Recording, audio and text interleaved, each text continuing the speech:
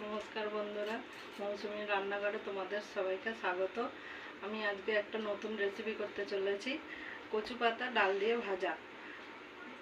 তোমাদের এই রেসিপিটা যদি ভালো লাগে তাহলে লাইক করবেন, কমেন্ট করবেন, শেয়ার করবেন, সাবস্ক্রাইব করবেন, আর যাতে আমার রেসিপিগুলো তোমাদের সবথেকে প্রথমে আসে।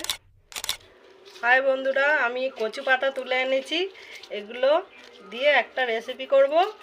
আমি তোমাদের দেখাবো।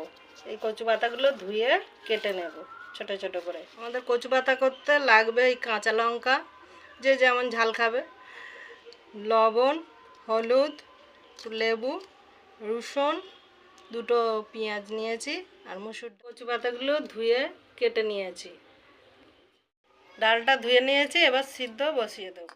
কড়াতে তেল দেব,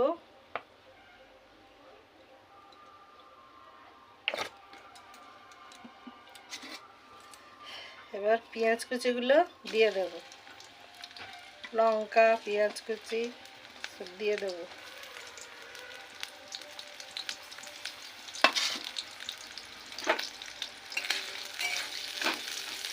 একটু আধ ভাজা করে দেবো, একটু লাল মতো হবে সেরকম করে নেব।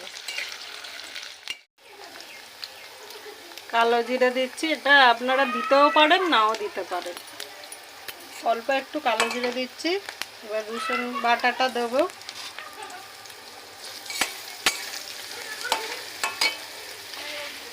এবারে কচু পাতাগুলো দিয়ে দেব, একটু দিয়ে নেড়ে নেব। একটু পরিমাণ মতো নুন দেব, হলুদ দেব,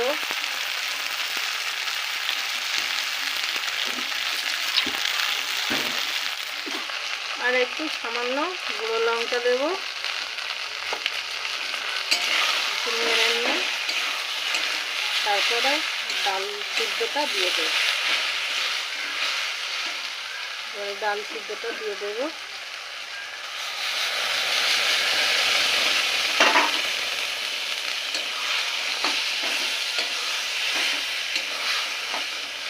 এটা একটু সিদ্ধ হোক, আর জল ফল দেব না, সামান্য একটু চিনি দেব।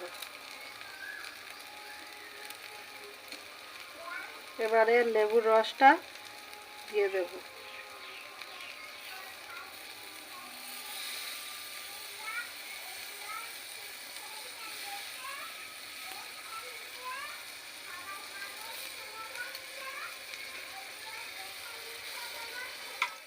লেবুর রস, চিনি দিয়ে এরম শুকনো করে নেড়ে নেড়ে নিতে হবে।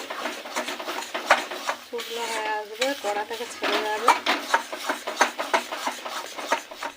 দেখো বন্ধুরা, আমাদের কচু পাতাটা হয়ে গেছে, কড়া থেকে আপনি উঠে আসছে। এবারে আমাদের হয়ে গেছে, আমাদের কচু পাতাটা রেডি।